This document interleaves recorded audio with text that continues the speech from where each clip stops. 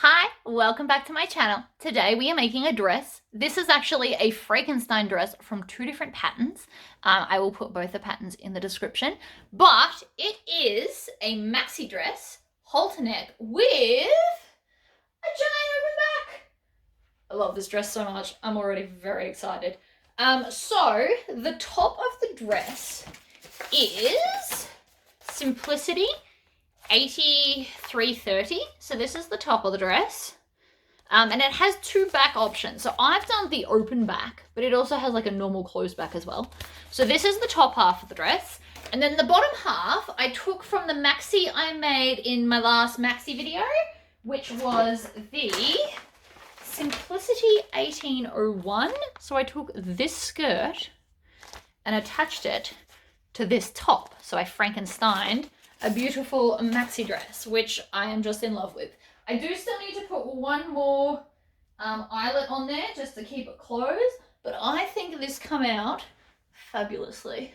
I'm gonna get a nice little waist belt, and this is probably what I'm gonna live in this summer. So if you would like to see how I have made this, please stay tuned. So the first step of this is to take all of your lining pieces and put the interfacing on. So I have used the medium woven that I also use for bag lining.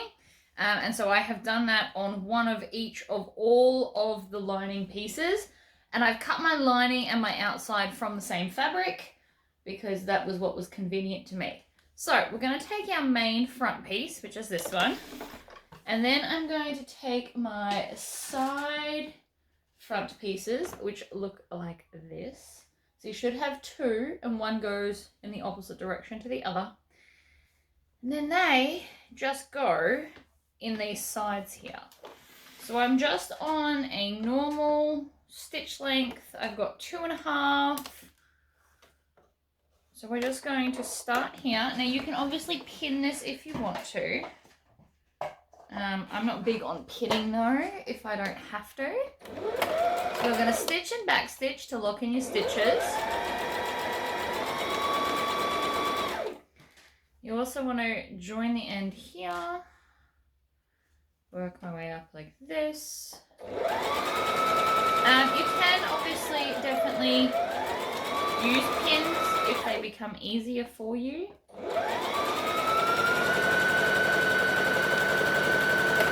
I'm not here to tell you that you shouldn't. I just don't really need to. So that is curving around our body like so. So that's the point. That's how that gets in there. So now we're going to do the other side as well.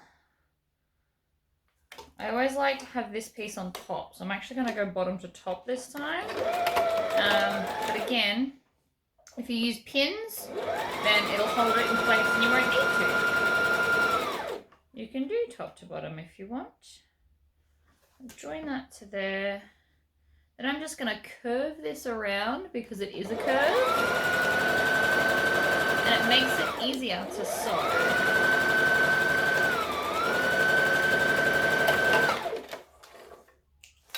Trim off the tails like so. So that is now the front half. Love it. So then we want to grab, whoops, I dropped that on the ground. We want to grab our back pieces, which I'm doing the open back. So my back looks like this, and then you should have this like funky little one as well. And then another big one and another little one. I also put interfacing on one piece of the neck. So the neck part as well. So you might want to do that. And so then I'm just going to take these. So the idea is that we get a nice circle. So they go like that. And then this part here is where I'm going to join these pieces like so. So I can just sit them on so I can visualize it. And then again, if you want to, you can grab some pins. I don't normally do pins, but I will for this just because they're little and fiddly. and then put one right in the end there. And the reason this goes off to a point is so that you can, it'll grade around beautifully and get a nice curve.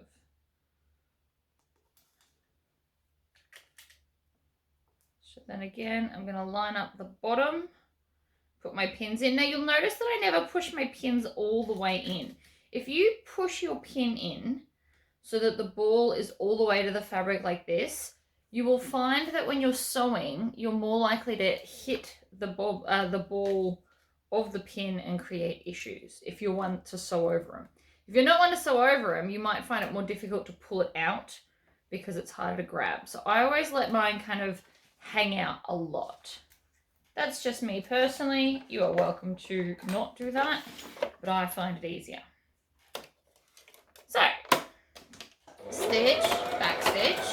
Now you can either pull the pins out as you go, or just run over them. No, I know a lot of people don't like to run over them. I've never really had an issue though. Just pull that out. And then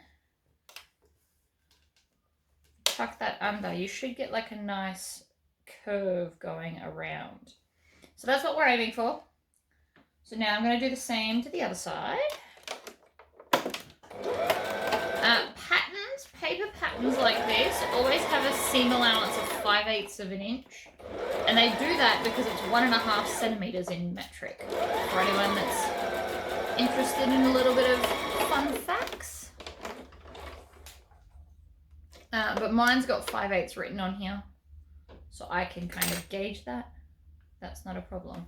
So now that we've done all of it, see how that curve is like beautiful and around? That's going to look awesome at the back. This pattern does come with a full back option as well. I just opted to do something a little bit more crazy. So now I'm going to grab the non-lined pieces. Now these are going to be more tricky to sew because this is rayon. Rayon is not my most loved fabric. I will not lie to you. Me and rayon tend to have a few issues because it's super slippery, but I cope. I also keep all my patterns in these, and then I'll put this in the front so I can see what it is. And I like to kind of keep my space clean as I go. Now, because this is not my friend, I'm actually probably going to pin this so that it doesn't jump around. The interfacing makes it a lot more stable, so easier to sew with. But because there's no interfacing on this piece, it tends to be a little bit slippery. And even though I hate sewing with rayon, I do it a lot because I love the outcome of the clothes that I make from it. It just, as you can tell, takes a little bit longer to sew with for me because it is so slippery and moves around a lot. But don't let that deter you, because this will be a very glamorous sundress. It's probably a little bit much for where I live and where I'm going to go with it. I'm probably just going to go to the park, but it will be comfy and it will be fabulous.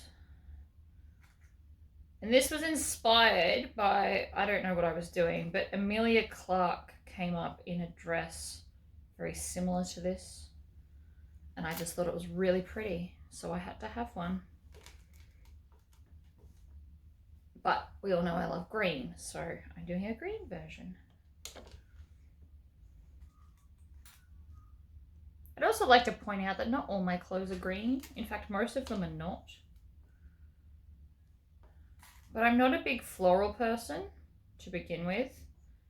So when I find florals I like, apparently subconsciously I pick green ones.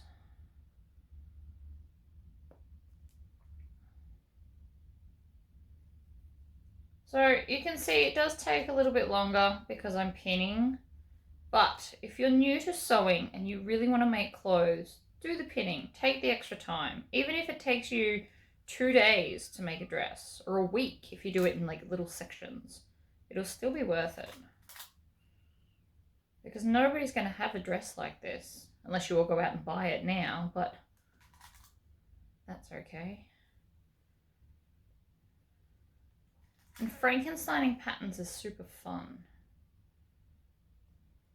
Because your measurements are your measurements, generally speaking, you can take any top half and any bottom half of any pattern and put them together, so long as you're cutting them out in your size, because that's the point. Now, different patterns might have different sizes. That's an obstacle you may have to overcome. But I think it'll be fabulous. So now I've pinned all of that, and as you can see, it's super floppy.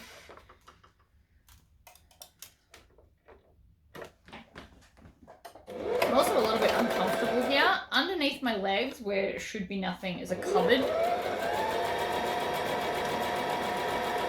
I really need to get a better place to do videos on this machine. So I'm also trying to make sure that there's no puckering where I'm stitching. That was a pin that I ran over, but it didn't break, so don't stress. Didn't even bend, in fact. Okay. So then you always just want to check the seam and make sure that there's no, like, pinches. It matters less on the lining, but if you're aiming for perfection, you should always just check anyway.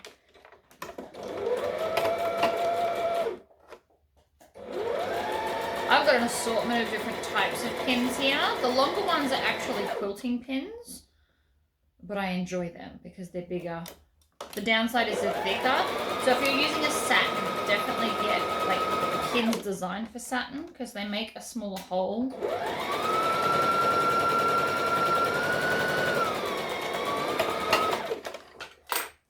Whoops. I have to drop something every video, don't I? Alright. So that's the front of the lining. Now let's do the back. Got a lot of pieces going on here. So I'm going to get rid of these. This one I actually pinned because it was so little. Folding it in half with the pattern pieces wasn't going to work. So I put a pin in it to hold it all together. It just made it easier to find in my tub.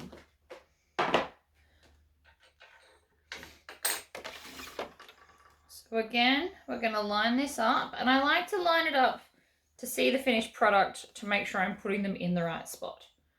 So this one goes here.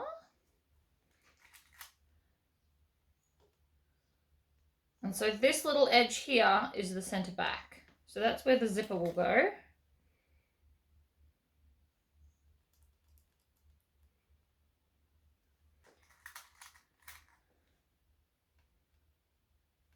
And then pin all the way up to the top to make sure that that's going to sit nicely.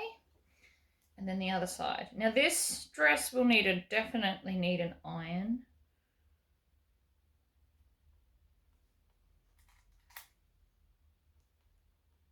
And it will need to be ironed probably every time I wear it, or wash it at least. Wash it, iron it, hang it up, because it is rayon. It is a natural fiber, and I don't know if you can tell by the video, but it is quite crinkly. And I did iron this before I cut it, so it got crinkly in the box. To be fair, it's been in the box for over a week, but it's not really the point. Hanging up, it should be fine once you iron it though. Okay, so then those bits are on. So bring it back. You always want to back stitch to lock in those stitches. The other alternative is you can actually take the two threads and tie them in knots, but I feel like that takes longer.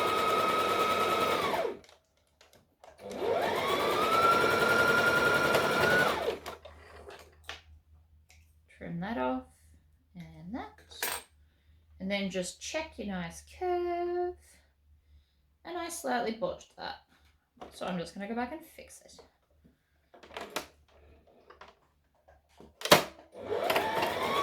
Just the little end. And then this one, same again.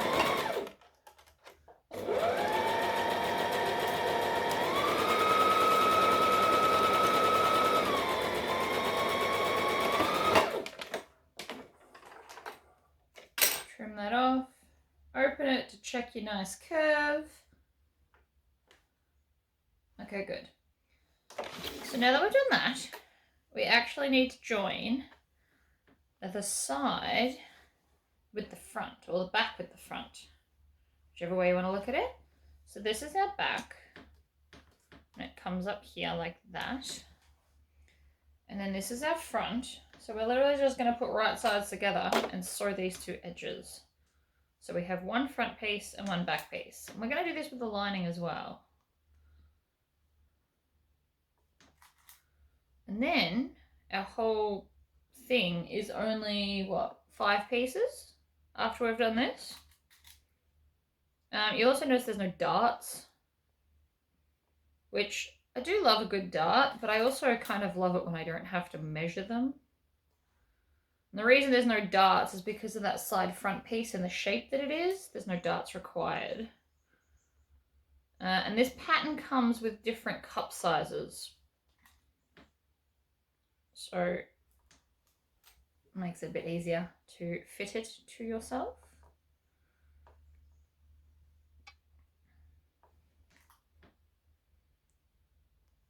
I'll be doing a couple of Frankenstein patterns, actually. There's a top pattern that I got purely to turn it into a dress because I didn't have that kind of a dress pattern. So I'm going to Frankenstein that like I Frankenstein this. This was an evening dress that I've turned into a summer dress by changing the skirt bottom and the type of fabric used.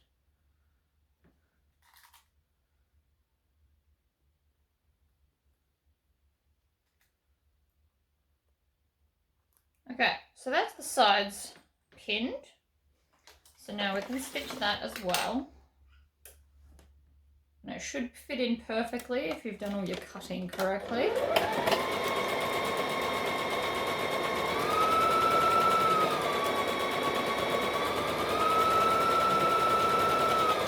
All the way to the end and back stitch. Trim off the tail.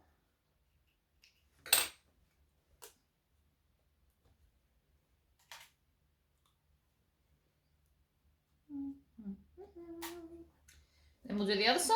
And the reason I take the pins out now is so I don't accidentally stab myself. I like to take them out once I've done a section because I do tend to stab myself a lot when using pins, which is probably another reason I don't love using them.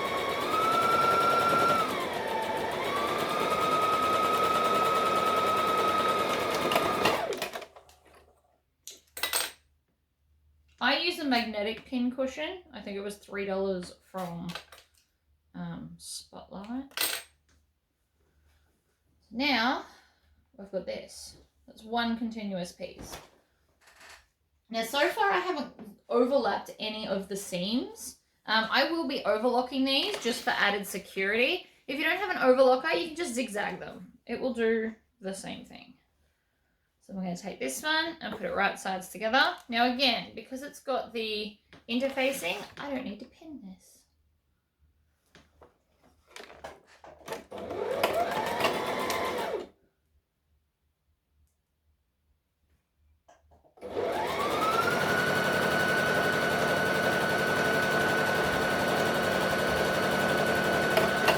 I can also sew with my foot flat to the floor. And then the other half.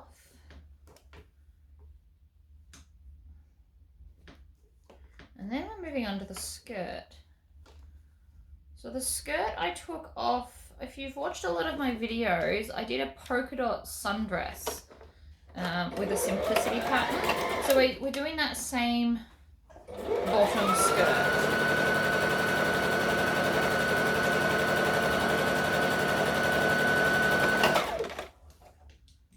If it doesn't pull out, just lift your, twist your needle, because your needle needs to be all the way up for the thread to come out nice and easy. Just fun little tip. All right, so there we go. That is the top. I'm going to hit pause, and then I'm going to go and overlock all of those edges and then trim off all of the tails that I've missed because I was being, I don't know, lazy is probably the best word. So I'm going to go and overlock all of those seams just to give it some added protection because I do not want it to pop or fray or anything. So I'm going to do both the lining and the outer piece, and then I'll be right back. They're all overlocked, so I've popped them aside, and now we're going to work on the skirt. So for this skirt, I want to just explain what alterations I did. So I'm doing this skirt here, which was a gathered skirt. But this particular one has a zip in the side, and I need a zip in the back for this one. So for the back piece, I literally just cut it out as normal and then chopped it in half. So instead of cutting it on the fold, I've cut two separate pieces. So the back is two pieces, which is this one. And then this piece will be one solid piece for the front. So there are no seams in this one. Like that. And you just want to make sure you find the top correctly. So the shortest side is the top. So that is just going to be gathered into all of here. So I'm going to take the top of this one and I'm going to grab one of these. I'm just going to put that under the machine so it doesn't, oh no, I missed. No, still miss. Where is the, oh, it's all the way over there. Never mind, I give up. Scrunch it up on the table. Apparently that's where I'm at. And then I want to grab one of these, but I want to make sure that the straightest edge is the back. So one side will be straight, which is this side here, and then one side will be curved. So I'm going to put this one on this side because over here is our straight edge, so this is where the zip will be. You want to put right sides together, and then I am just going to stitch all the way down. Nice simple straight line.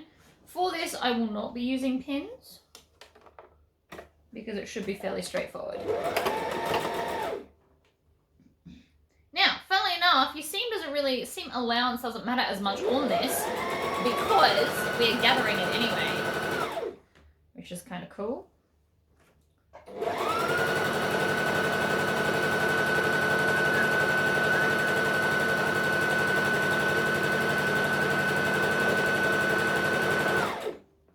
You always want to try and stop with the needle down, and then I'm just going to readjust. I'm also going to grab the bottom. Make sure that it's all lined up.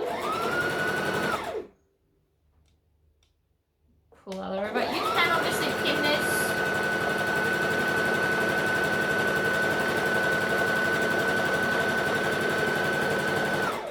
Needle down.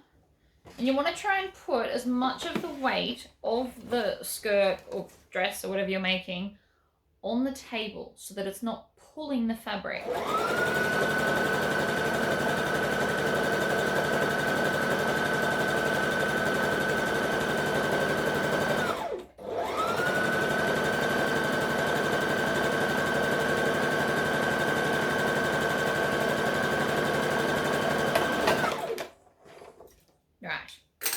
That's one side. Open her up, make sure you did everything right. Not that I think that you would have done it wrong, but you should always check. Right, and then we're going to do the other side. So this is our other piece.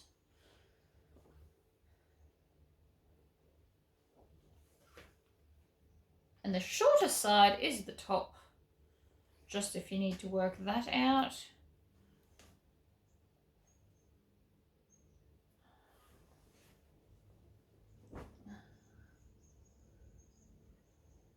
You just want to always double check so that you're not going to over sew anything. So it's only a little bit wider, it just kind of goes out at the bottom a little bit, makes it a little bit more flowy along the ground, break your legs.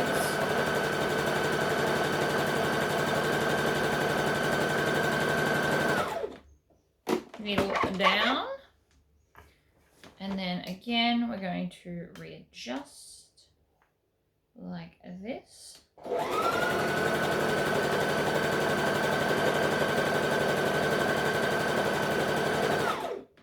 Needle down. Line up the end.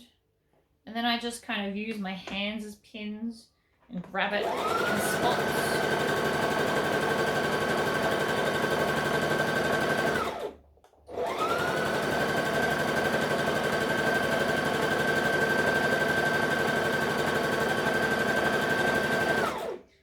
this is going to look fabulous. Because it's rayon, it's going to be so flowy of a maxi dress.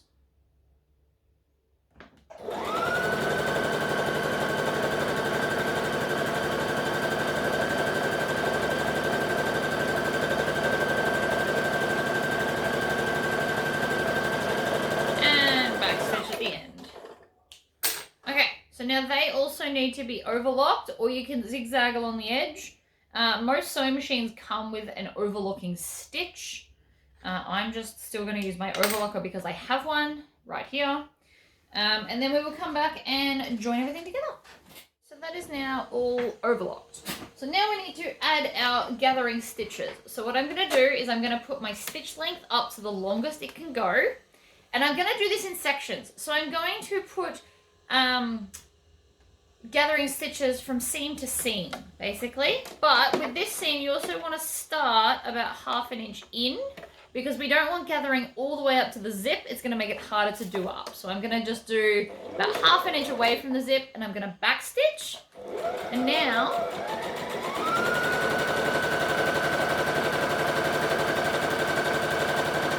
so I'm stitching a line about 1/8 inch from the edge. And then when I get to the seam, needle down, pivot, and I'm going to do 1 stitch down that way. And then I'm going to pivot again, and I'm going to go and stitch next to, but do not cross over, the stitches we just put in. So this side I always go slower to make sure I don't botch it.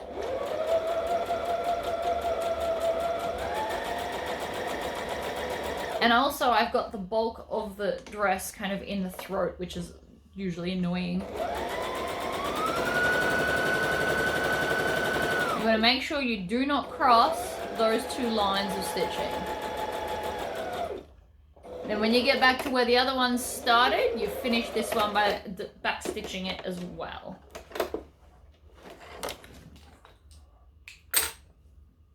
And you can trim off all the tails. We don't need to leave one for that. Now the easiest way to pull a thread, I personally like to use my stiletto because it's stronger than a pin.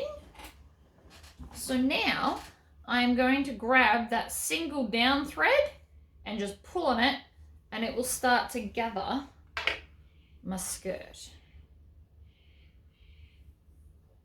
So that's now out enough. I'm going to leave that one. We're not going to worry about how much to gather yet. We're going to go and do the other 2 gathering lots of stitches before we continue. So I'm going to start just off from the seam here, and I'm going to backstitch, and then off I go.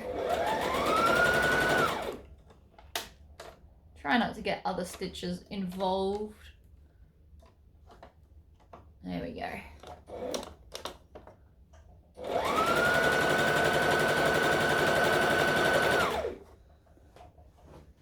So again, you want to try and have the bulk of this on your table so that it's not pulling.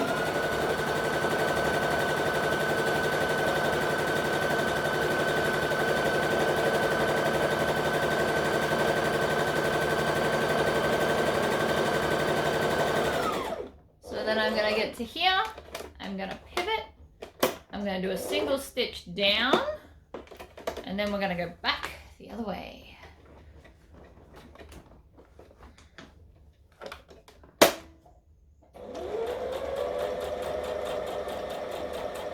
I have to go slower on this one because there's a lot of fabric going on. It's the curse of a maxi dress.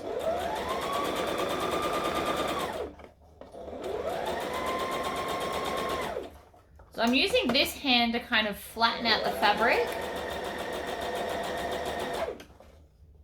and make sure that I don't stitch over the other stitches.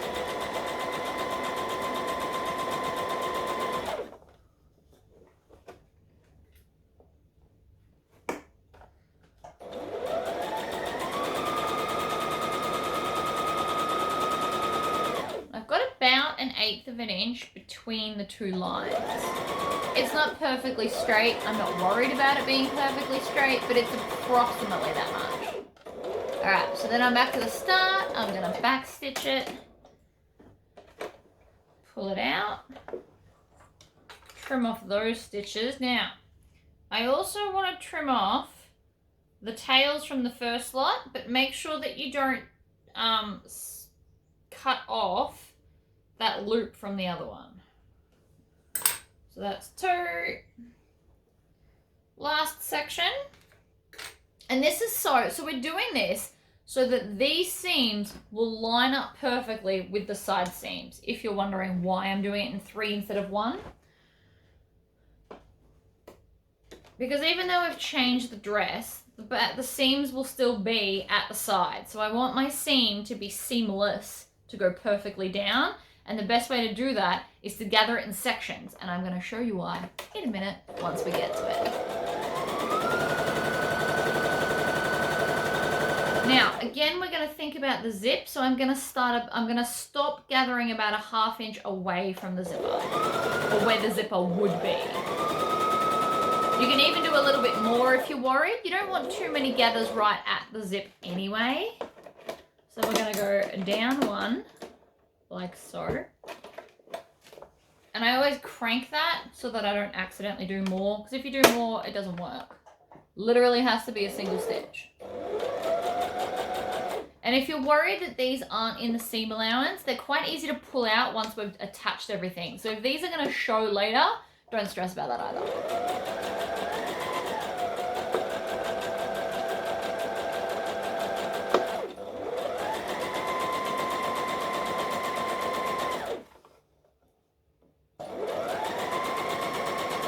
And I am back to the start, so I'm going to back stitch again. Trim that.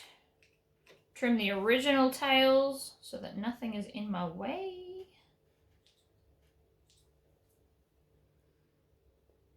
There's the other one.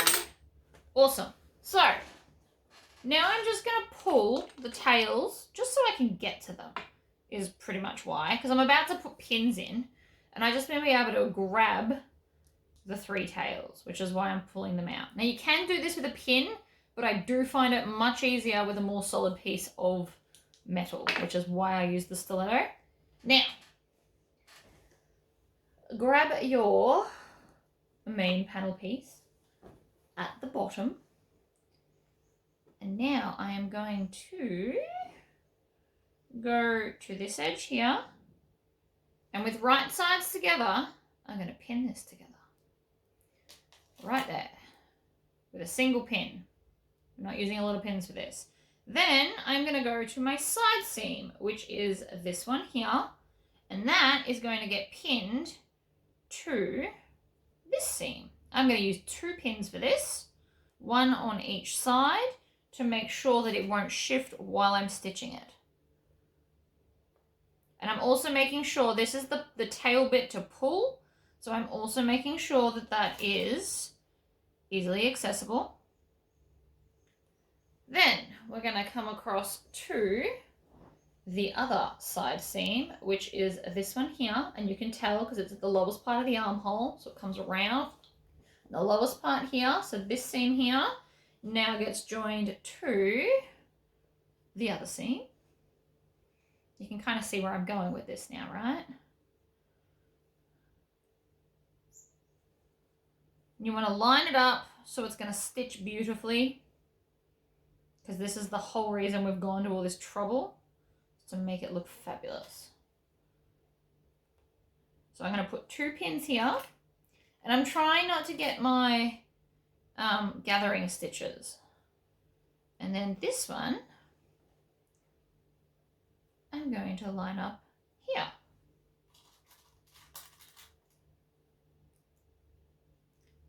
And so now all I have to do is gather that much fabric into that section and everything's going to line up. So grab this. I'm just going to slide my finger along to move the gathers along. It's going to be a very gathered skirt, but I'm okay with that. And as you can see, as I'm pulling it, it's getting slowly more and more gathered. And you want to make sure you bring the gathers all the way across like this. And so that Oh, no, a few more. That is how many we need. So I'm just going to kind of make sure they're even, like so. And now I'm going to take more pins and start pinning it.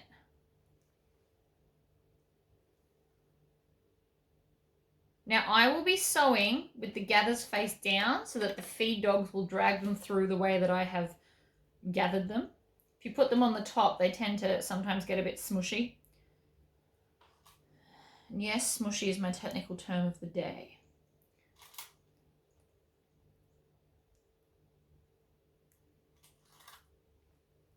So I'm putting lots of pins to make sure that all the gathers will stay where I tell them to, because I'm now going to move on to another section.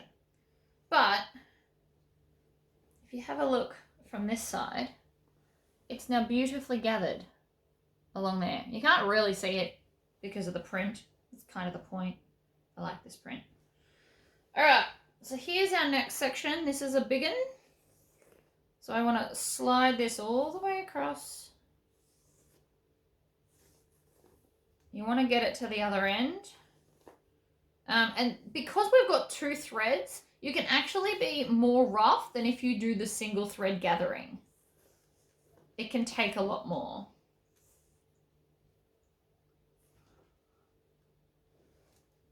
So again, we're sliding them across all the way. You want to get them all the way to here because you don't want to have like random flat bits in your gather. You kind of want it to look very continuous. And you just keep gathering and smushing until it fits in the space, which is, I've actually done too much. So the other beauty of this is you can just undo them just a little bit. So now I need to even out my gathers because currently there's like a bulk of them here. So you just want to slide them along until they look even.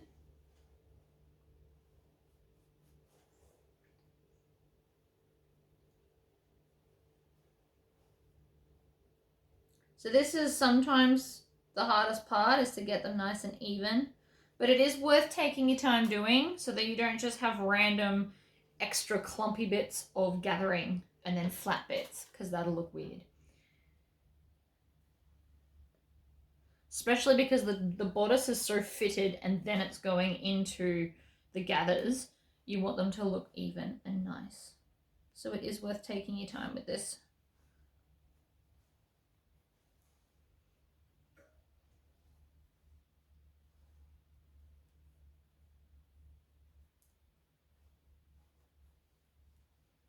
Right, that's better. And you'll also notice I quite often stab my pins in 3 times. So I'll go in, out, and then in again. It makes the pin more stable. Makes the fabric more stable because you've stabbed it more times too. So it's going to sit nicer. I have to do this in my lap, so I'm sorry if you can't see properly, but it needs to be done. There we go. Oh, my stomach is grumbling. Apparently it would require more food.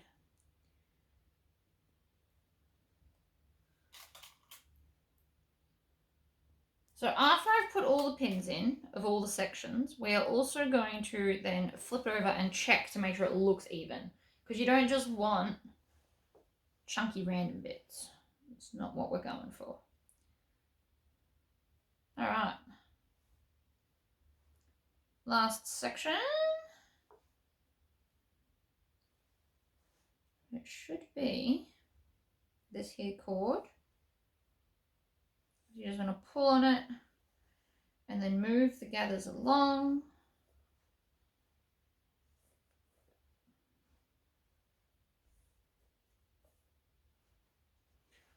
So it is getting there.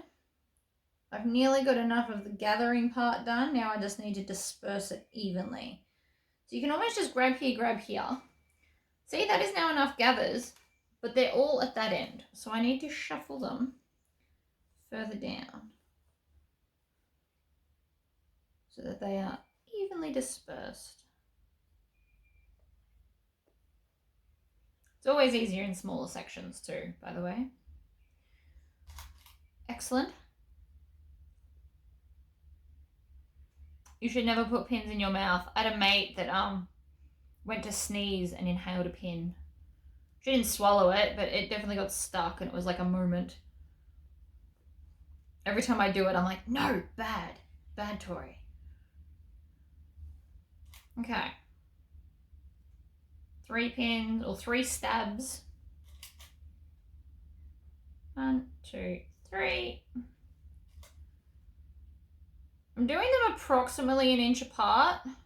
There's no real like magic number of how many pins you should use, but because this fabric does move a lot, I'm doing them about every inch. And I just dropped a pin. Okay. So now, if we look at it from this side, see how the gathers look lovely and dispersed? That is what we were aiming for. So now we're going to go back to our normal joining stitch length. You'll notice I didn't mess with the tension. My tension's actually a little bit off now that I look at it. You don't mess with the tension when doing your gathering. There's no need for this method anyway. All right, so we are going to stitch, back stitch, and then again, I want to take the weight and put it here.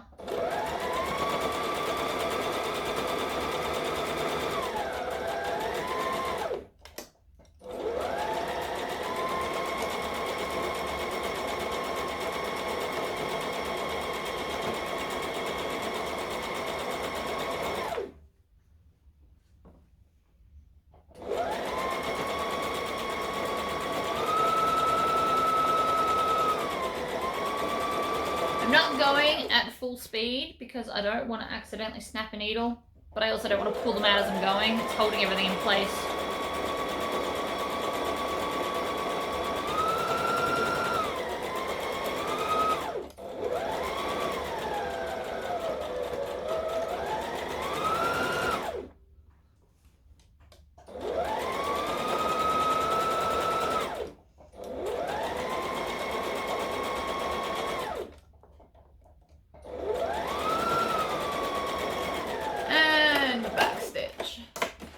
Needle up so I can get the thread out, trim it off, and then I can pull out all of my pins.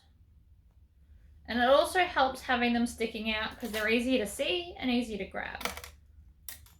And easier to drop, apparently.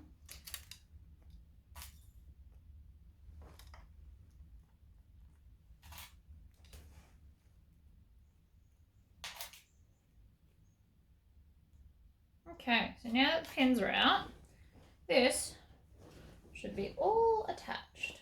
And it looks fantastic. See how the gathers look pretty even? I think they look pretty even. I think I did pretty good. So now I'm going to overlock that. And I'm also going to overlock down where the zipper edge is going to go, because that's going to make it a bit easier later. So I'm going to overlock there and there. I'm also going to eat something and then I'll come back and finish the video. Alright, so that is all overlocked. You do have to make sure that you do the horizontal over the gathering. You need to overlock that before you do your vertical ones. I did forget to mention that before. So now we are going to install our invisible zip. So I actually went out and bought an invisible zipper foot just for this machine to show you. I got it on eBay because eBay everything. Funnily enough, the whole back is written in what I assume is Chinese. But that's fine. It's still the same foot. They all come from the same spot. So, with an invisible zipper foot, you can see it's got like 2 channels and then a middle bit. And that's what makes it so awesome. So I'm just going to install that foot, which are much quicker on a domestic than my industrial. Not even going to lie. So that's now in and done. So, invisible zipper. If you've never used an invisible zipper, they look really intimidating and people freak out when you install them. But I promise it's not difficult and I'm going to show you.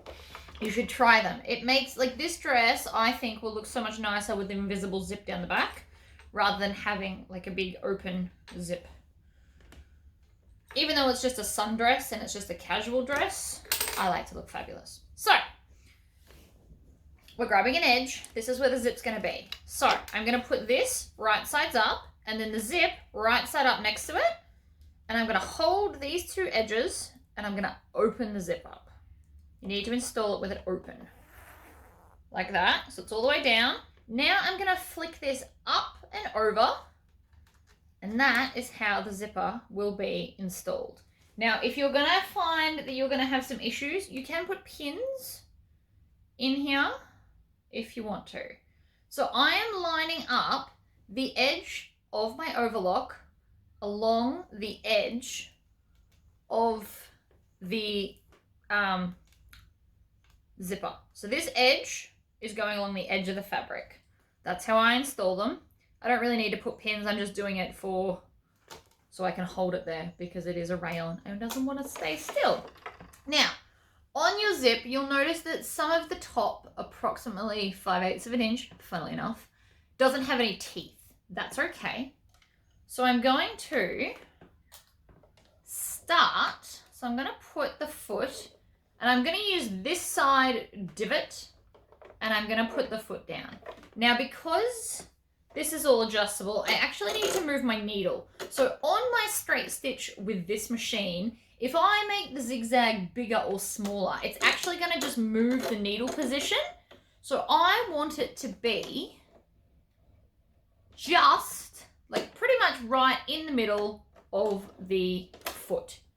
And that way I am not going to stitch over my, like the zipper feet, but it's also going to get nice and close. That is how I position it.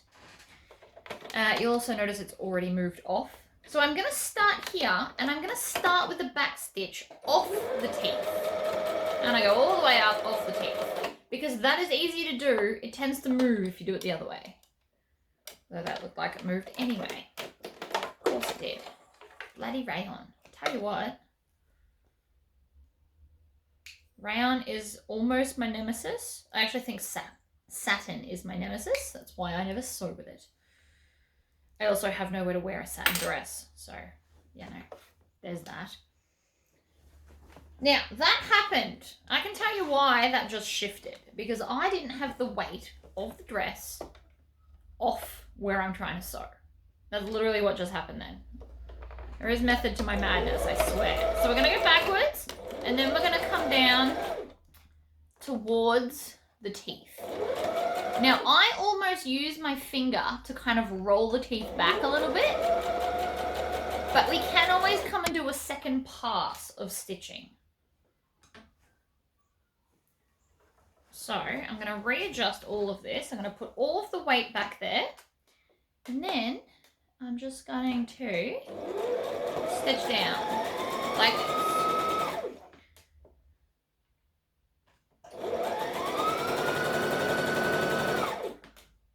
Just lining up the edge, and I can see that where I've got my needle positioned, it's not stitching the teeth, which is important. And I'm going to try and get as close to the end of the open zip as I can. Now, you can never get all the way because the zipper head gets in the way, but it won't stop me from trying. And then back stitch. And then you instantly want to do it up to make sure that it does up. And that is 1/2 of your zip installed. Now the second half is always harder because the first one you position it where you want, and then the second half you have to get it perfect. Now I'm going to show you how to do that too. We need an erasable marker because it's a white zip and I don't want to see this forever.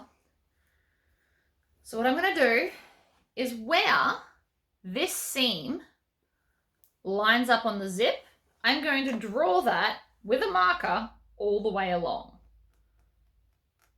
Because I want that seam to match up with the other half. Otherwise, you'll notice it and it'll be off. There's nothing worse. It drives me insane when it's off. Now, because I've done it in red, I can now also put the marker on the back because I can see through it.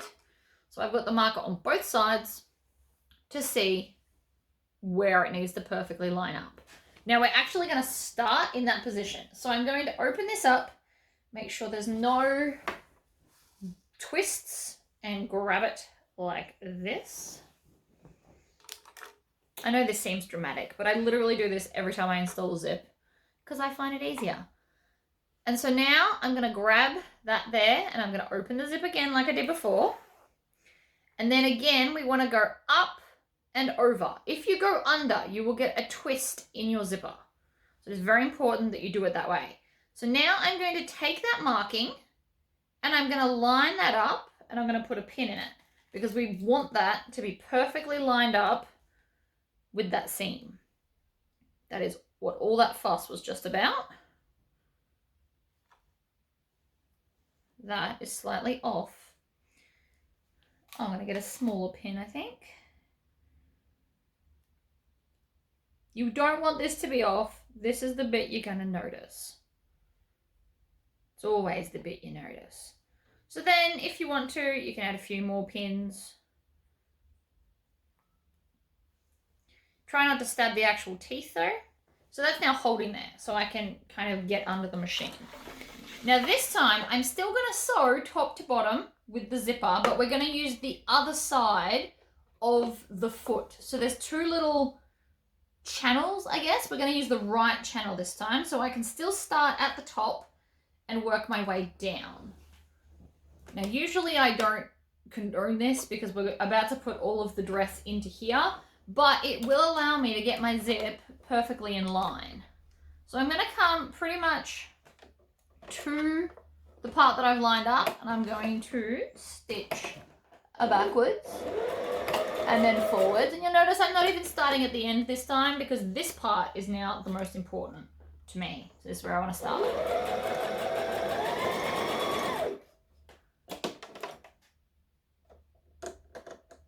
I also want to make sure I'm not stitching onto the teeth, which I think I just did, but we will find out when I try and zip it up.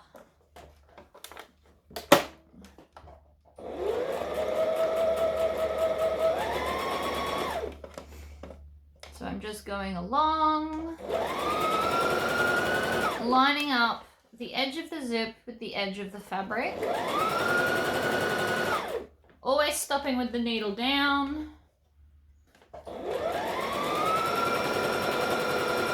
And working my way to the end. And then I will go back and do the start because I don't work normally, apparently. But the main reason I did that is because I insist that zip is lined up the way I want it to be. Now here's where it always gets tricky because the fabric likes to go all skew-if and I want to be able to do up the zip.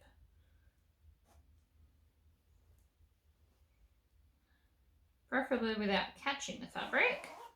Right, so I got to there and I did stitch on the teeth, probably like 4 stitches.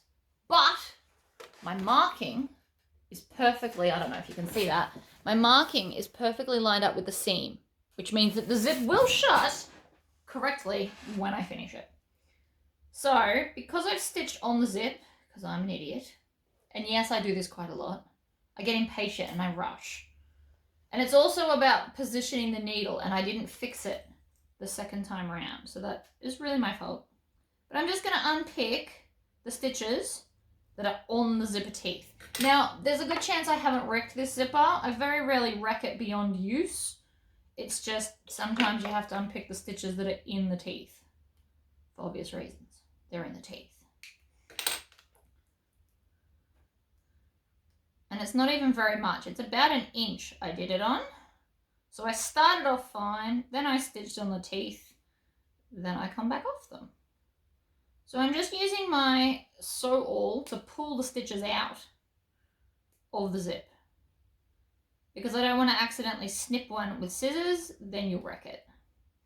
Stitching, it's not so bad. Cutting it with scissors is terrible. You'll have to unpick your whole zip. And I finally got it perfectly lined up, so I don't really want to pull it out.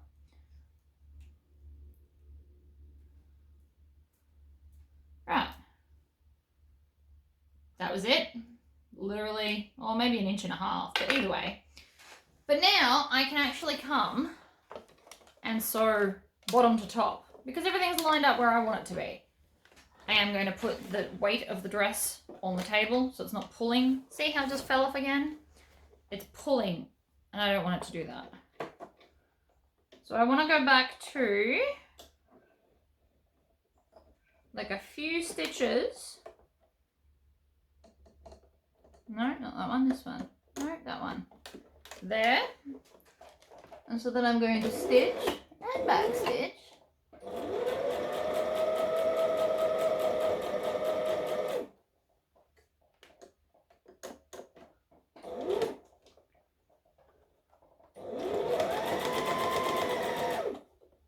And then go up to the top.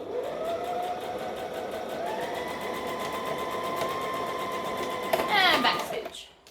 We're always back stitching. Then I also want to get rid of that tail. And so now when I finish stitching this or zipping this up, see how it perfectly lines up. See that? Boom. Now, you can still see a little bit too much of my invisible zip because it's not quite invisible yet. You can just do another pass and get a little bit closer, which I am going to do in a minute. But I can kind of do that at the end. I have a lot of threads going on right now.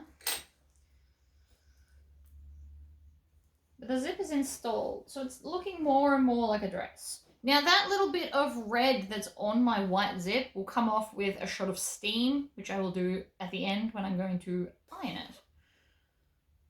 But if I wanted to, I could take this back into here, lift my needle up, and just get that little bit closer to my stitching.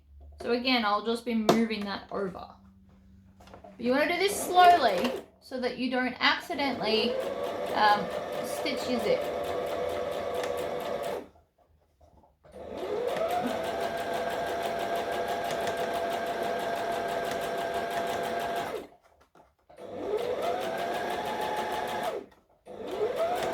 And I like to leave it a little bit looser at that seam where we perfectly matched everything. Hold on one sec. I am back. Sorry about that. I had a phone call that I had to take. It was Billy 50, actually. So anyone that's watching this and is not in my Facebook group, as of this Sunday, all of Billy 50 patterns will now be available on my website. That is what we were discussing. So, back to the dress. We've put our zip in. Obviously, we haven't yet finished it. So I've gone back to a normal foot because I'm officially finished with the invisible zipper foot. So I'm going to turn this inside out. And now I'm going to sew the dress officially shut. So to do that, I'm going to start at the bottom. And I'm going to sew up to the zip and close all that off. So that is the plan. So first thing is first, I like to start from the bottom and work my way up. I don't know why, it's just something I like to do. You can start from the zip and go the other way if you prefer. I do not prefer, so I am not going to. So we're going to back stitch. And I've already overlocked all of this, so we don't need to worry about any of that. Now if you don't have an overlocker, zigzag it. Or read your instruction manual for your machine because most machines have an overlocking stitch. You also want to take the weight off so that we're not pulling on this.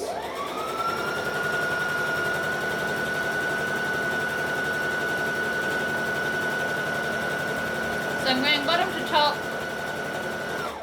needle down. I'm going to readjust. There is so much fabric because it is a maxi.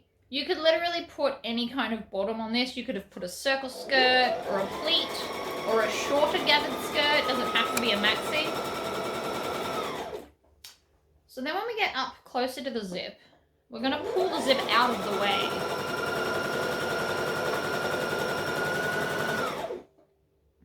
So I'm actually just going to hold on to the zip right here.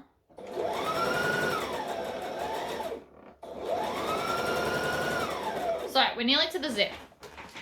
So I'm going to pull it out, but I'm going to make sure that the fabrics are still lined up. So the idea is that we're stitching up to where we left off before. Like that, and back stitch. Now I'm going to leave that tail on because the way it's cut, it's not sharp. So it's not going to stab me because there's no teeth part here. So that won't fray and it won't carry on and it won't hurt. So I'm actually going to leave it there. But I also just want to I want to cut off those tails. That's what I want to do. And then I'm going to open the dress and just come and have a look where the zipper finished to make sure that it's nice and neat and that there's nothing pulling or puckering, and there is not, which is awesome. So I can also finish off the bottom while I'm here of the dress. So I'm going to do that, and then we'll go and attach the top half. Usually people hem it at the end. I've already checked. I know that this is going to be the right length for me. But most people like to hem it at the end because they want to check and make sure it's not too long or too short. I'm just going to do it now because I'm already here.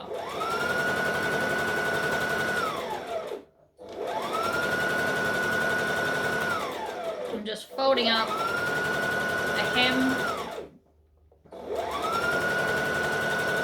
And when you're stitching this, you always want to try and stitch close to the here and not the bottom. Otherwise that will fold down and you will see it. So I'm always stitching it on or next to the overlocking. Now if you didn't have an overlocker, you could double fold this as a roll hem so that you wouldn't have any raw edges. Both of these options work. If you've got a roll hem foot, you could just pop that on and away you go. Dealer's choice, I guess. I'm just doing a simple turn up.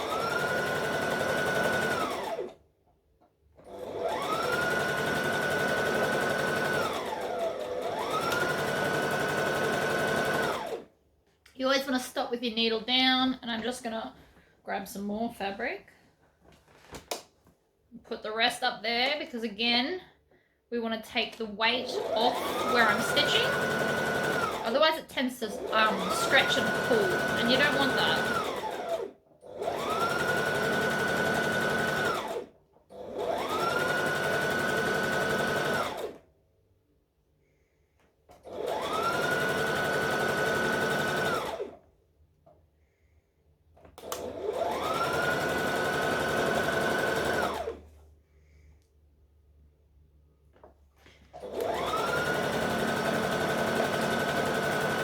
It does take a long time because there is a lot of fabric at the bottom of this. Got to remember we gathered it, so there's a lot more fabric than your waist.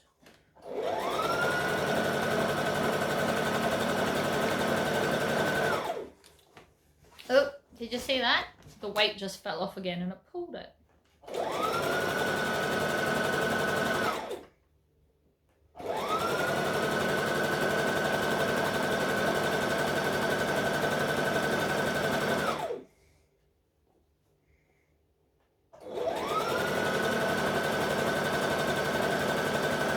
Nearly back to the start.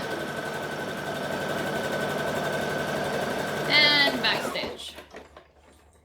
Trim off those tails. Like so. So that's the bottom done. Now we just need to attach our top. So it's all pretty easy enough. We will be using pins for this though. So front and center, front and center.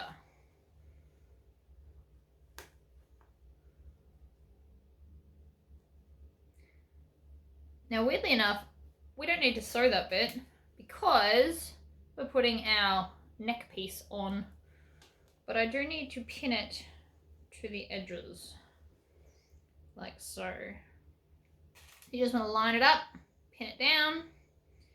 I'm going to do the 3-pin thing because it just makes it more stable. Then I'm going to come to this here seam. Now I'm going to make sure that this is following the same way as we've attached it into it down here, and then I'm going to put the other one opposite so that it's going to sit flatter.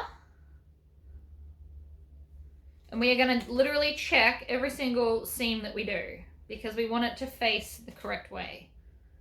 I'm going to put 2 pins in, one on each piece of the seam allowance, and then we're going to come to the next one. So this one is going this way. It's just a little detail, but it means that nothing will be twisted. So it's going to sit flatter and nicer against your body if these bits aren't twisted. And it's these little things that make or break a dress. Because you'd hate to see like twisted seams.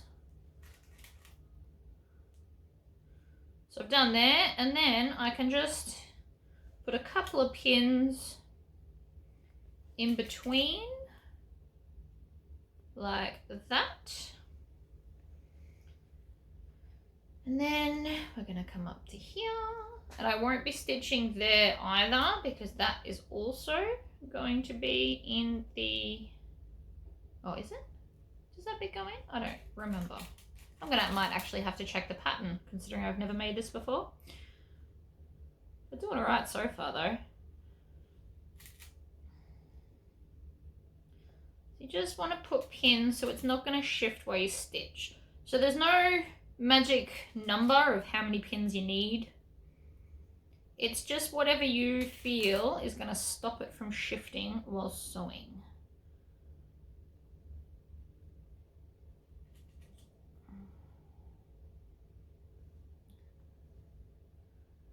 One there. I'm actually going to put in another one just to hold it right there.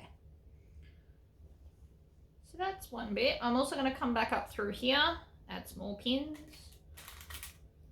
Now, even though one side's got the stabilizer or interfacing, the other side is still quite flimsy, which is why I want pins. If both sides had interfacing, they'd be stiff like poplin, and you probably wouldn't need as many pins, if any at all.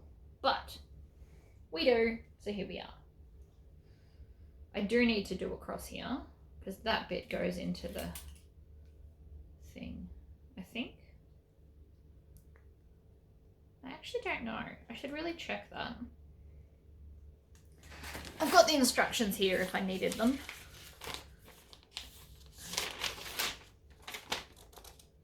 Easy enough to check.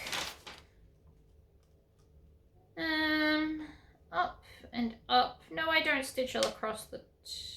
Oh, hold on, that's the wrong one. This one. No, I don't need to stitch across the top.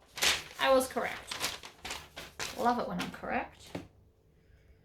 So, we're not going to stitch there, but we are going to stitch the other side.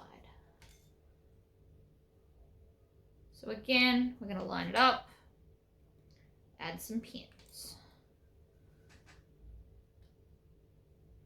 Now, I will be stitching this with the non-interface side under because I want the feed dogs to grab it. I always put the loosest or flimsiest side under the feed dogs and work that way. So we're also going to come to here, line that one up. Which way is that going? That way. So again with the pins. And the rest of this should just fall into place. I know you're watching me do a lot of pinning, but I never know when I'm going to say something that's somewhat useful, so I just keep filming.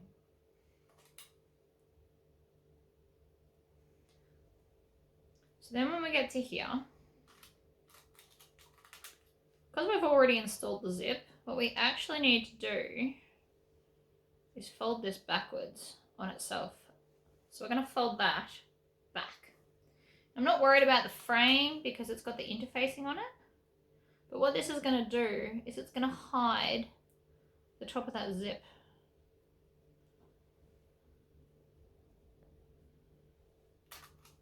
Whoops, just threw that pin away. My nails are getting a bit long, but because we're in lockdown, I can't go get them fixed. Super annoying. So I'm not going to bother stitching the neck. I'm going to come across to this other side, and again I'm going to check this, and it's going that way. So you just want to make sure they're nice and flat.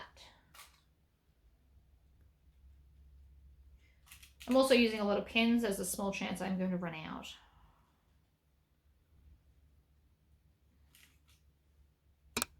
Which is not something I really want to happen, but I've got backups. I've got so many pins. I've got containers of them. It's just your pin cushion will only hold so many. Right, next one. Again, we're going to come down, we're going to check it, and it's going that way.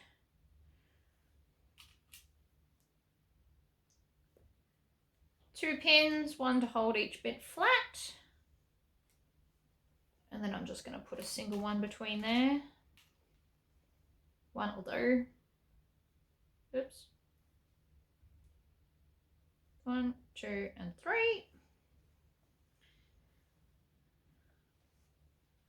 Now, if at any point you run out of pins, you just sew it in sections.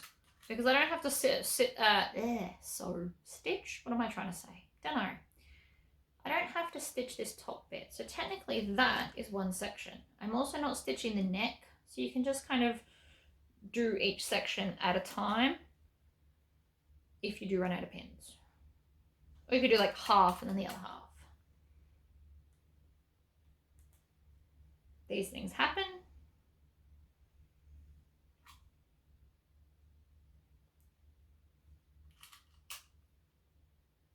Doesn't help that I've probably thrown half a dozen pins on the floor today. I will go pick them up.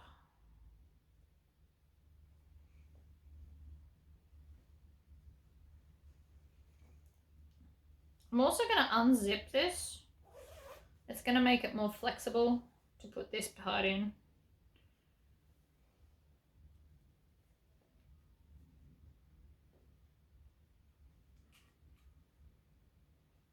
Pin there. Fold this back like that. And then pin it to, actually, I can probably open that out and stitch straight across. Because then when it comes back, it'll automatically shift back. So there you go. Just open that out instead of having to double fold it.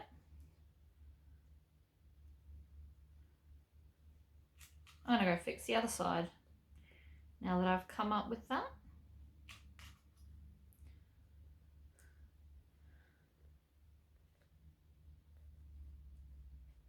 So this other side, I'm just going to unpin that and open it forward and then pin it back together.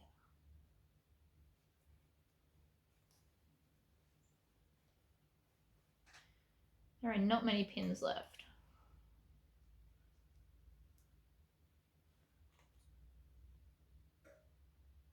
One, two. I am going to make it, but only just.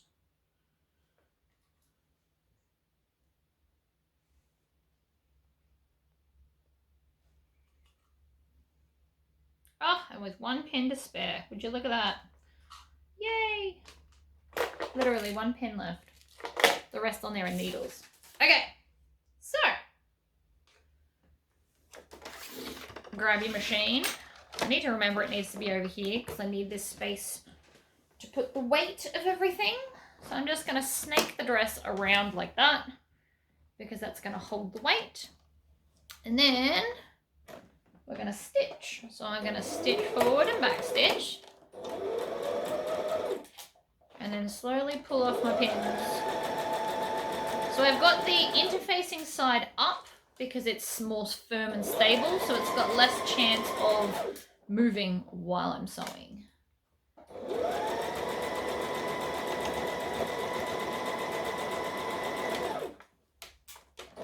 Whoop.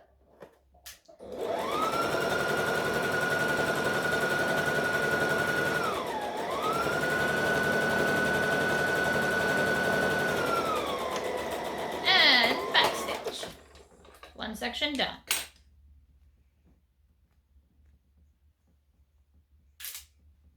Next section. So now we're going to do the arm.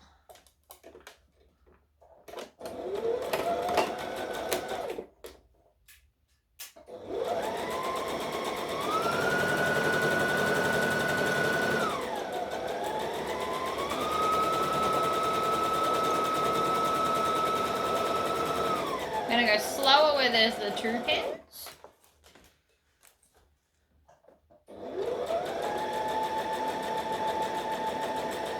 You want to leave that around so that we don't get any tugs or pulls.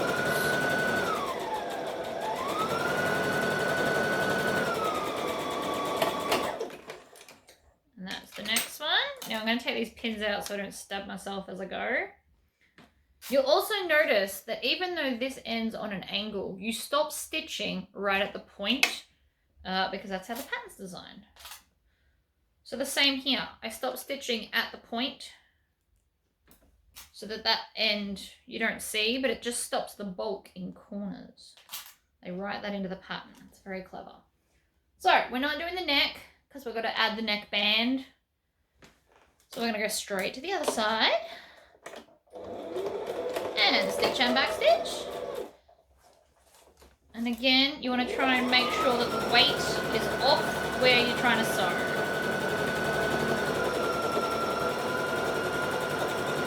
You also don't want to skimp on your seam allowance. This is under the arm. And if you don't do the proper seam allowance, it's actually going to cut into you. Just food for thought there.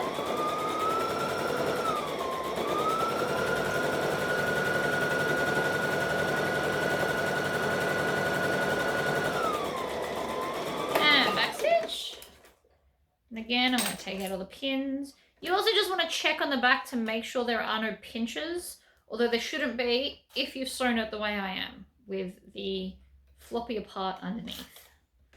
That also works well for bags, bag making. I always put the floppier, which is usually the lining, underneath because the feed dogs move it evenly and it's less likely to slip.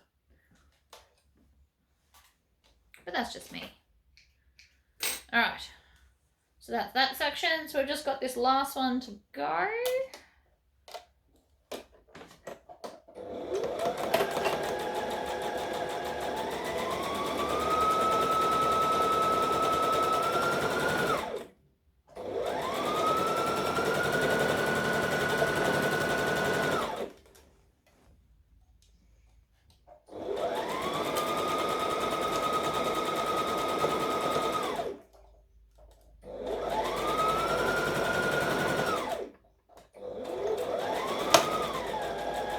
Pin, it didn't snap. What happens is the needle hits it and it just kind of rolls off. But sometimes it makes a scary noise, which makes me flinch, not gonna lie. Okay.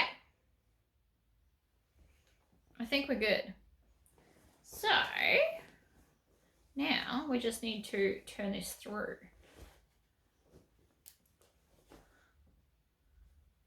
So I'm going to bring out the armholes, or the back neck bits, sorry.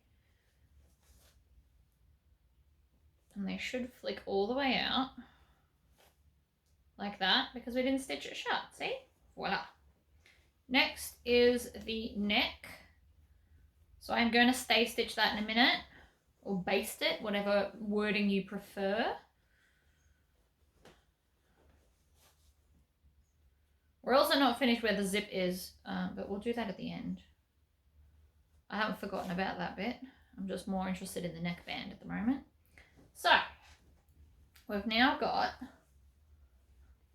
almost our neck, which goes there, and these will come around and adjoin to the back part of the neckband. So everything's going to join to the neckband, which is why I didn't stitch here. But what I am going to do is flatten it out. And I'm just going to stitch these two together within the seam allowance so that it won't move while I'm trying to attach it to a neckband. I just want it to be one piece. I do this a lot with bags as well. Baste it together, and once it's only one piece, it's easy to work with. So I did that at about 1/8 of an inch. Nothing overly dramatic there. Like that.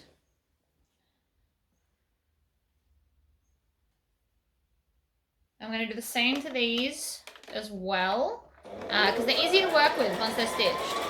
And because of the interfacing, I keep saying stabilizer, it's not stabilizer, it's interfacing. Makes it stiffer, flatter, and easier to work with once I've stitched it together.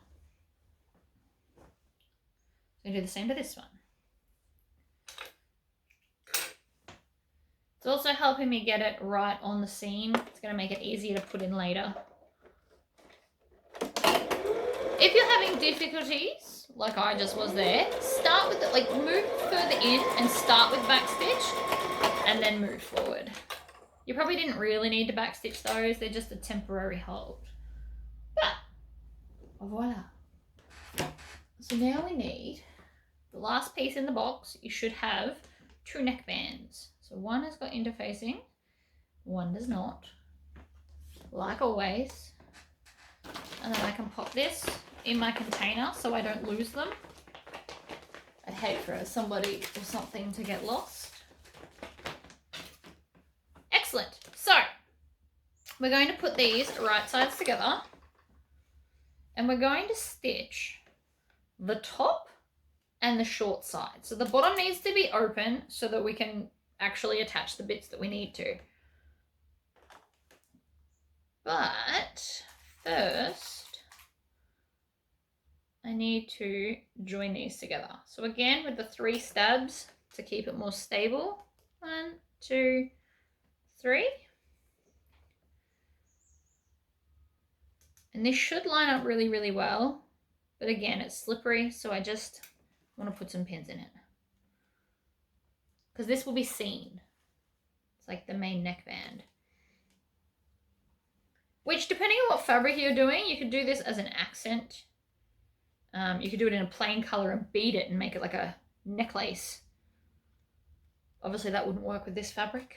But if you're doing like a plain colored evening dress, if you decided to make the actual evening dress, you could do a collar and then embroidery or beadwork or something to make it look extra fabulous, and then you wouldn't need a necklace. Just food for thought.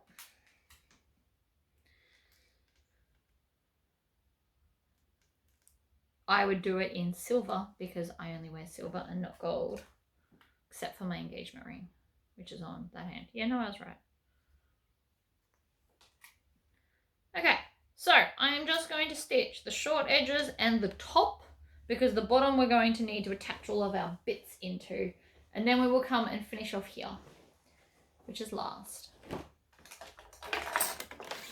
Okay, so I want to have stabilize the right sides up. I want to have the correct seam allowance or it'll be too big for your neck.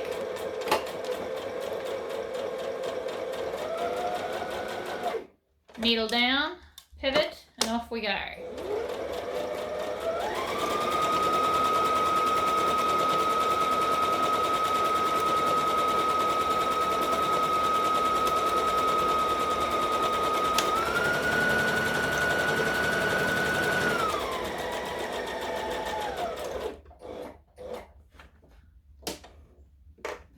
Needle down, pivot. I'm going to pull that pin out so I don't accidentally, oops, I haven't gone far enough.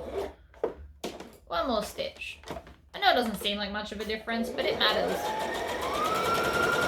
And back stitch. Now I'm going to be using invisible press studs for this because I don't like to have buttons there. They always get caught in my hair, so I'm just avoiding that whole problem by using press studs. Now, before I turn this through, we need to get your zigzag scissors because we don't want too much bulk. So I'm just going to cut over the bin because it's easier. But I'm going to use my zigzag scissors and just cut off a lot of this excess. It's going to make it less bulky. I don't want a really bulky neck thing, especially if I'm going to do beading. It's already going to be bulky enough. Embroidery would look really pretty too.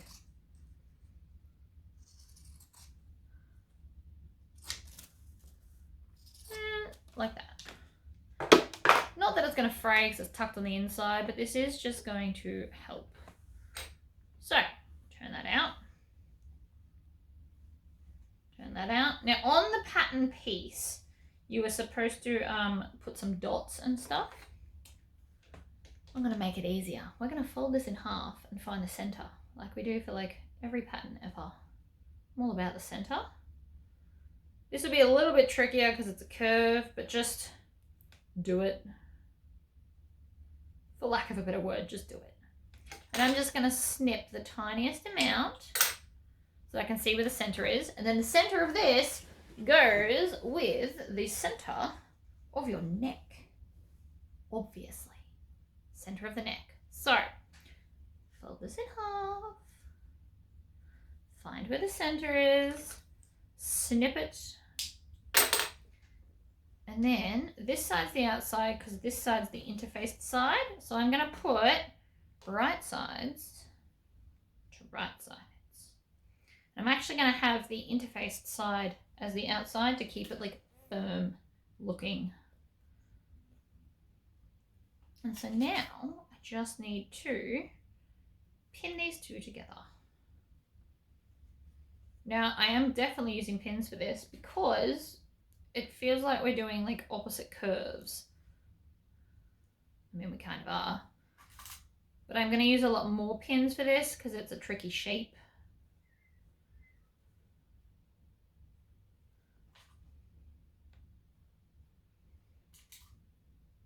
The curve is technically the same shape when we lay it, but when we're trying to do it opposite, it's trying to go in opposite directions, see? So we have to kind of bring it up. And I'm using lots of pins so I don't get any pinches when I stitch it together.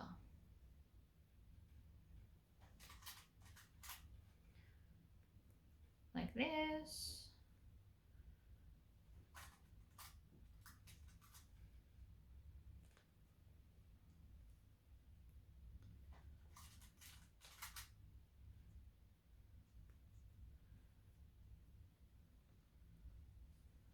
And last one there.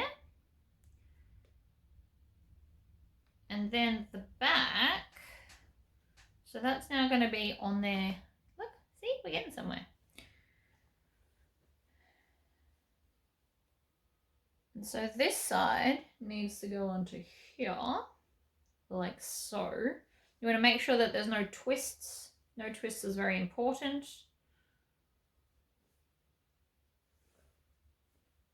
I am just checking. I don't want any twists.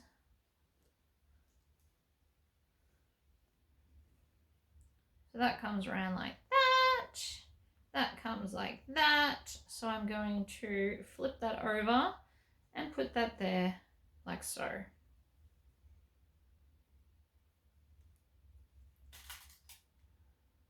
And then pin that one. Now this one should be easy to pin because it's a lot shorter. I will also be checking this at the end to double check that nothing is twisted because I have learnt the hard way that I tend to accidentally twist stuff. It is a thing. So again, with the here, comes around like that. That way.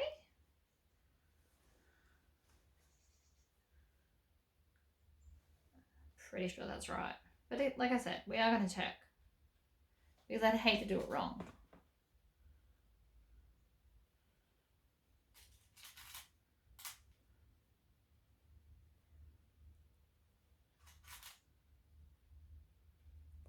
Okay, so we should lift this up. I obviously don't want to try it on, it's going to hurt me. But I want to just make sure that nothing is twisted in the arm sections. Excellent. So I'm going to stitch all of that down now.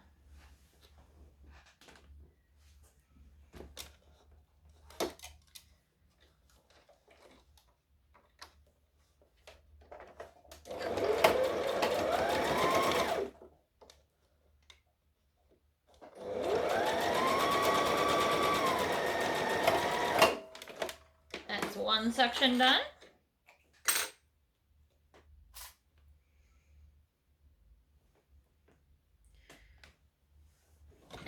Oops, see that? That was the weight of the dress again. It's not actually heavy, it's just heavy compared to being not heavy, like the neck part.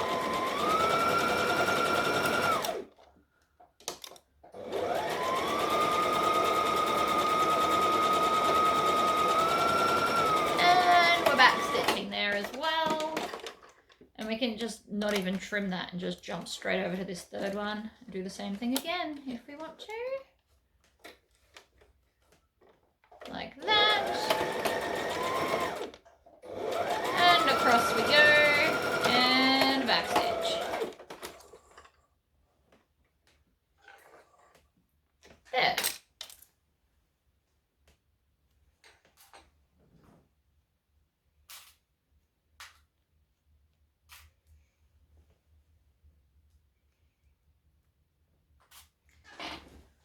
Okay. Last bit. We are going to fold this over and then tuck this under and stitch it down. Now, to make this easier for myself, I'm actually going to top stitch this whole thing. So I'm going to go all the way around the whole neckband, mainly because this is such a fragile fabric and I think it will look nice to do it. It's also going to be the easiest way because the other option is I have to hand stitch this whole thing shut and I don't want to. But it is looking fabulous though. You also want to just trim any threads that you find because they're annoying me and I don't want them there.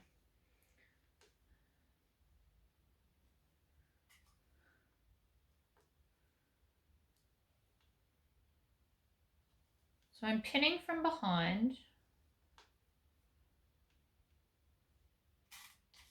And then I've got a little bit of space. I just have to hand stitch the press studs, which I'm not even sure if I have any. I might have to wait till the shop's open and get some. Or I could do a hook and eye. Hook and eye would also work. I do have those. I saw them the other day. And when you're doing this, sorry, you can't see because of the machine. You want to put them in and then up towards the top when you're inserting your pins. It holds everything together better. So down to the bottom and then up. I learnt this the hard way. If you put them in the other way, the fabric is going to move and so it won't sit beautifully. But you can see where we're going with this, right? And then that goes around and it looks fabulous. I'm very excited for this dress. I don't usually wear a lot of high-necked dresses, but this one I think is going to be awesome.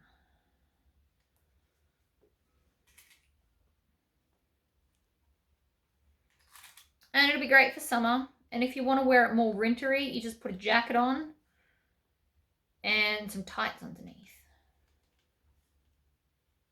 which I can very much do. Yeah.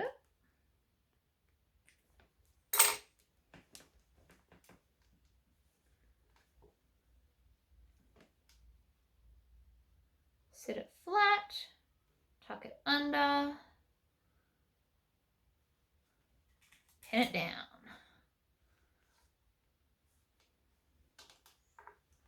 So sometimes the fabric doesn't want to play ball, but luckily this is the back, so you won't really see it if you botch it.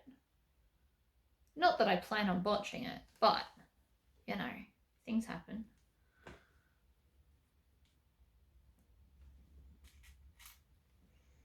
And these straps went in, I put them about 1/2 inch in from the end so that that bit can overlap and hold my neck bits, my press studs or whatever I end up using. I haven't quite decided yet. It'll be whatever I can find because I really want to finish this dress today. It's most likely going to be hook and eye. I would have liked press studs, but I just don't think I've got any of those invisible ones that you stitch in. Whereas I've got hook and eyes. I could also do buttons, but I don't want to. Again, with the buttons at your neck. I don't know why hook and eye doesn't catch as much as buttons do for me, but it just is a thing. It's my hair, what can I say? Alright, so I think I'm pretty happy with how many pins are in that after I put in one more. Right there. So from the outside, it's now glorious. So what I'm going to do, I'm now going to top stitch all the way around. Now I'm going to start along the bottom where all the pins are, and I'm going to stitch about as close as I can to that edge, to be honest, so about 1/8 of an inch. That pin is also in my way, so I'm going to pull that out first. You want to do this nice and slowly. You don't want to go off course. You see this. These are stitches that you will see, so you want to kind of be precise. I'm also going to stop and pull out some pins, otherwise I'll stab myself later. I know what I'm like. You don't have to do that if you don't want to, but I know me, and I will stab myself. Not deliberately, but it will happen.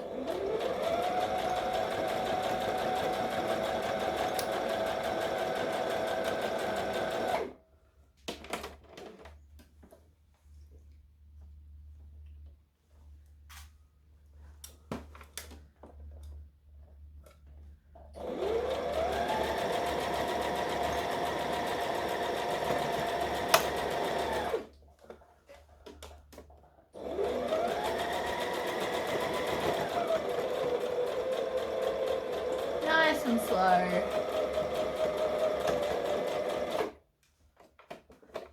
And then we're going to take the rest of those pins out because I don't want to stab myself. To stitch the top. You don't have to stitch the top. You could just leave it like that. That does actually look quite nice. But it's going to be easier for me to iron if I stitch the top. So I'm going to do it. It's also just going to give a little more of an accent type deal. But you don't have to do this. You could just leave it as is. You could have stopped just back there and just stitched the bottom. Or you could have hand stitched it shut so you wouldn't see any stitching at all.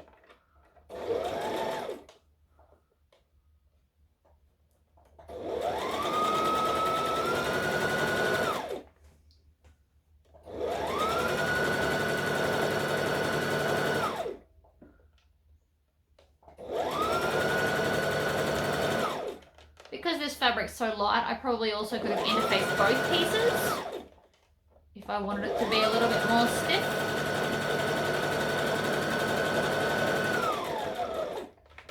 Needle down, pivot, down, and back stitch. Done. Look at that. Looking good. Right, so now all I have to do is finish this bit here. So the way that they've done it is just a simple roll hem. So I'm just going to do one.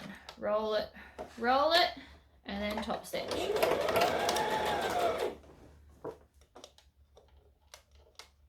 This just gets rid of the raw edges for you. Makes a nice, neat finish.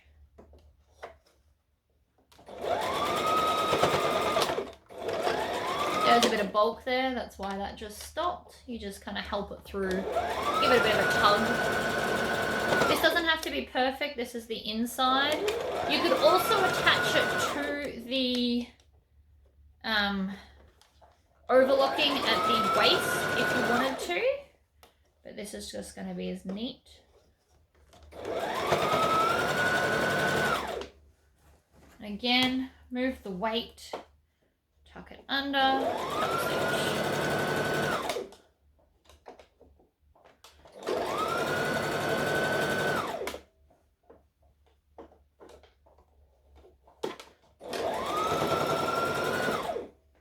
We're nearly to the end again, or the other end.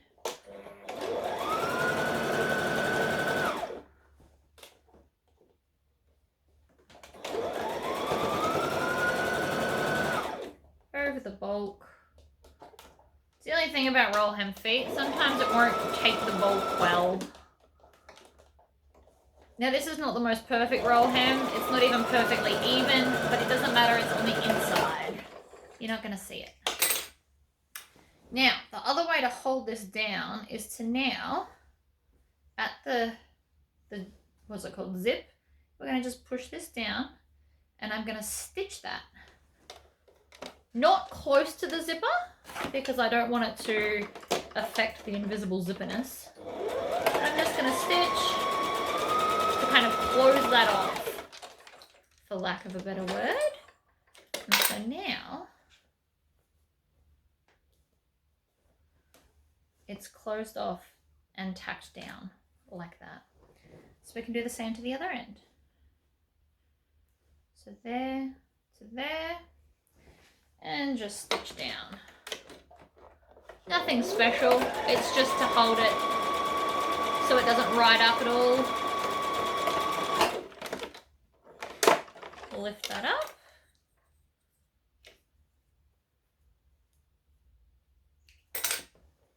So now you should, except for here, I need to add something to there. So hook and eyes maybe. But apart from that, your dress should be done. So I am going to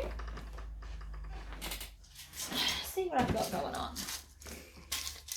I have all these random containers. So I've got, there's the hook.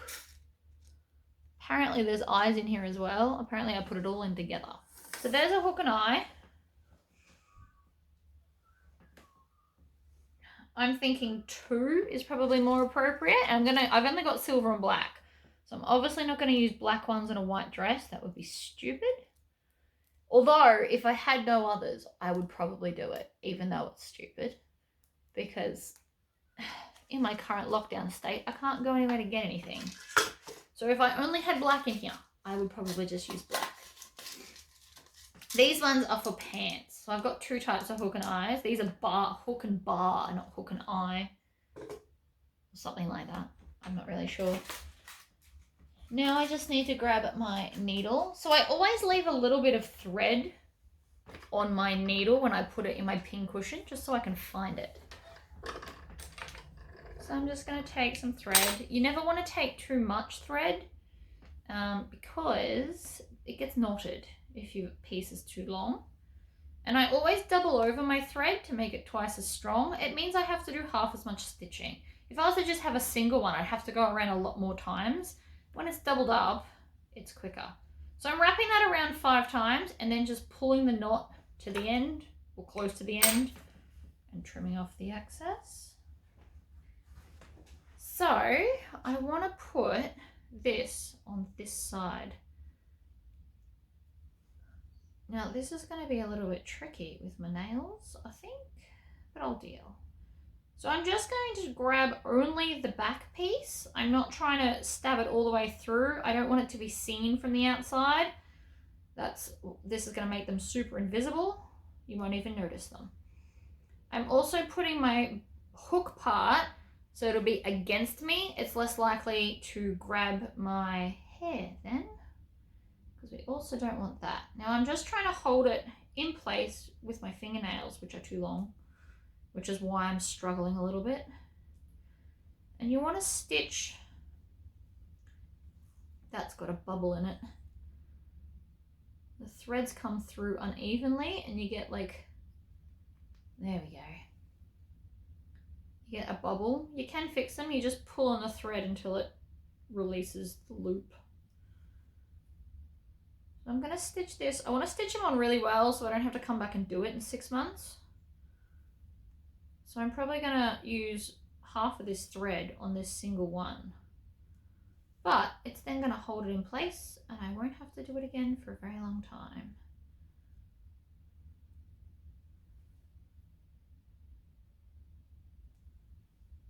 It's not the neatest, but you don't see it from the outside, so I'm not really fussed. I could have been neater. Would definitely help if I had better nails going on. It's not at all neat, but from the outside, it's invisible. So that's what I care about. Now I'm just going to tie it off. So I'm just going to grab some fabric and stab the needle through. Then I wrap the needle thread around 5 times. So 1, 2, 3, 4, 5. Pull it down to the bottom of the needle as best I can. Put my finger on there to stop the thread from moving. And then pull up. And then that's my knot done, and that'll hold it in place. So I'm going to do 2 of them, and then on this side, because you want to make sure, I'm going to put the loop. So I'm just going to do one and then I'll do the other one off camera because you don't need to watch me do it all. So you go around about 5 times and then pull. I think half my knots fell off that time. It's not really what I was trying to do. I'm so excited to go try this on. Also, another good reason not to completely enclose that inside, because I technically have not tried it on yet. I just assume it's my size because they are always my size. But if for whatever reason it's too big or too small, I can get in here and adjust these hems accordingly. So I can take it in more if it's too loose, or I can stitch it and then unpick it. So having that as a big gap instead of attached to that seam is going to make it easier if I do need to alter it. Not that I think that I do, but you never know. Right, so now I'm going to grab these. I'm going to do the same thing again. So I stitched them on the exact same way. It's just a different half. So I'm going into just the back layer. I'm going on the outside and then poking out through the loop. And I'm just working my way around the circles, and then I'll go to the other side and do the same thing. The second one's always harder because I want them to line up perfectly, which is why I'm only doing one on camera. It's the same thing. I'm just going to have to fiddle because of my fingernails. They are too long. Especially for fiddly work like this.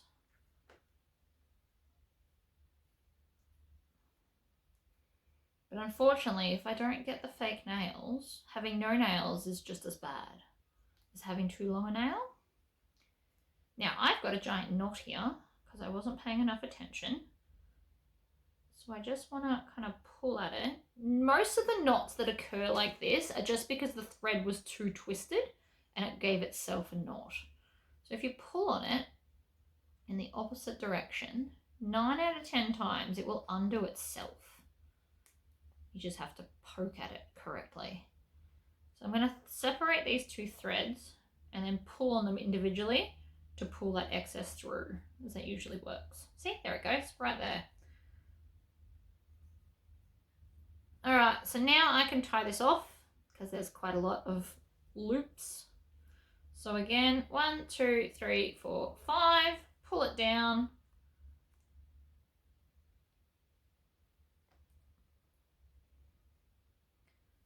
Hold the knots down there and pull tight, and it's done.